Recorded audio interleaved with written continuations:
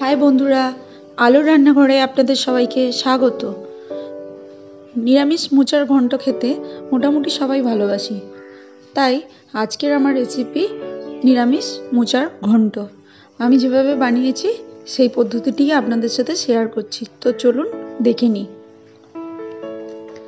প্রথমে আমি মোচাগুলোকে এইভাবে ছাড়িয়ে নিয়েছি, মোচার ফুলগুলো তো এইভাবে ছাড়াচ্ছি। দেখুন,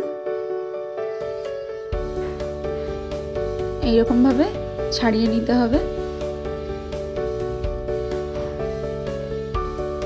সবকটা ফুল আমি এইভাবে ছাড়িয়ে নিয়েছি।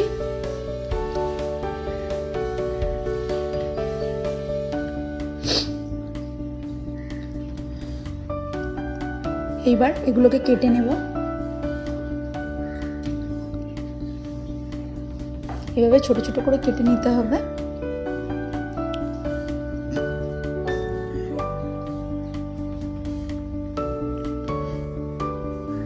সবটাই কেটে নিয়েছি মোটামুটি আমি। এই দেখুন, এইবার একটা কড়ার মধ্যে জল নিয়ে তার মধ্যে কাটা মোচাগুলো সেদ্ধ করতে দেব।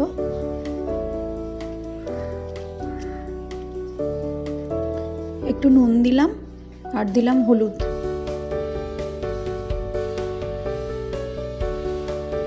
মোটামুটি এটা 15 মিনিট মতো সেদ্ধ করতে দেব। এর মধ্যে দিয়ে দিলাম ভিজিয়ে রাখা ছোলা।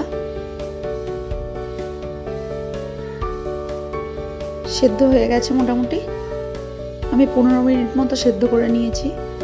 এবারে একটা ঝাঁঝরির মধ্যে ঢেলে দিলাম, দিয়ে জলটা ঝরিয়ে নেব।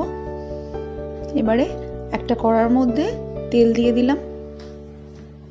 এর মধ্যে দিয়ে দেব 1 মুঠো বাদাম।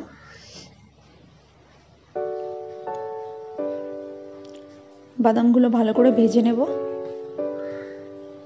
রেসিপিটা যদি আপনাদের ভালো লেগে থাকে তাহলে প্লিজ চ্যানেলটি সাবস্ক্রাইব করুন। আমার যারা নতুন বন্ধুরা আছেন প্লিজ চ্যানেলটি সাবস্ক্রাইব করুন। বাদামগুলো ভাজা হয়ে গেছে, এবার তুলে রাখলাম। এরপরে দিয়ে দিলাম ছোট ছোট করে কুচিয়ে রাখা নারকেল। এটাও একটু ভালো করে ভেজে নেব। এর মধ্যে একটু নুন দিলাম। নারকেলগুলো ভাজা হয়ে গেছে, এবার তুলে রাখছি। এবারে ওই তেলের মধ্যে দিয়ে দিলাম গোটা তেজপাতা, শুকনো লঙ্কা।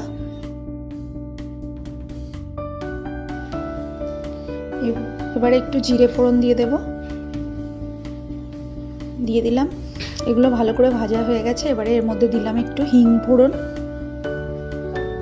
এর মধ্যে দিয়ে দিলাম একটা বড় চামচ আদা বাটা আর কাঁচা লঙ্কা বাটা। ভালো করে মশলাটা কষে নেব। মশলাটা কষা হয়ে গেছে, এর মধ্যে দিয়ে দেব আলু। আলুগুলো একটু ভেজে নেব মশলাটার সাথে। একটু নুন দিলাম। এবারে এর মধ্যে দিয়ে দেব কেটে রাখা বেগুন। আবারও ভালো করে কষে নিচ্ছি। এবারে এর মধ্যে দেব গুঁড়ো মশলা, লঙ্কা, হলুদ, ধনে আর জিরে দিয়ে দিলাম।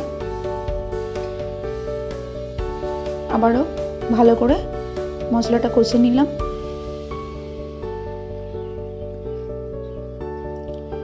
এর মধ্যে একটু সামান্য জল দিয়ে দিলাম যাতে মশলাটা পুড়ে না যায়।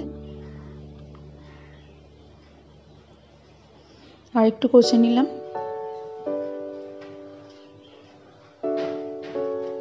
এবারে এর মধ্যে দিয়ে দেব সেদ্ধ করে রাখা মোচা। ভালো করে কষে নিতে হবে।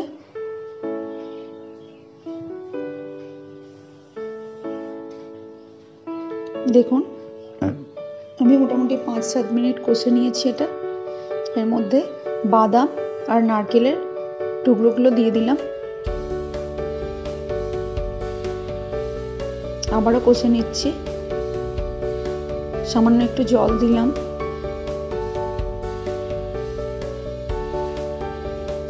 খুব ভালো করে কষে নিতে হবে।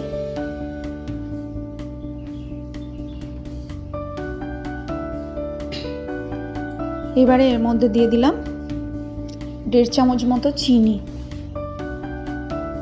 চিনিটা নাও দিতে পারেন, অপশনাল, তবে আমার মনে হয় দিলে একটু টেস্টটা অন্যরকম হয়।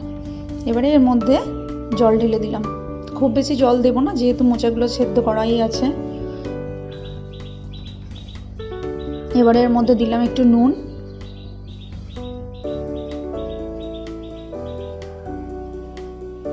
আমি 15 মিনিটের জন্য ছেড়ে দিয়েছিলাম ঢাকা দিয়ে। এবারে এর মধ্যে দিলাম গরম মশলা আর ঘি। মোচার ঘন্টটা মোটামুটি রেডি। তো খুব সিম্পল উপকরণেই এই মোচার ঘন্টটা তৈরি করা যায়। আপনার বাড়িতে কিন্তু অবশ্যই ট্রাই করে দেখবেন। আর যদি ভালো লেগে থাকে রেসিপিটি, তাহলে প্লিজ চ্যানেলটি লাইক, কমেন্ট এবং সাবস্ক্রাইব করবেন। আমার যারা নতুন বন্ধুরা আছেন তাদেরকে বলছি, অবশ্যই যদি ভালো লেগে থাকে রেসিপিটি, প্লিজ সাবস্ক্রাইব করুন চ্যানেলটি। আজকের এই পর্যন্তই, টাটা।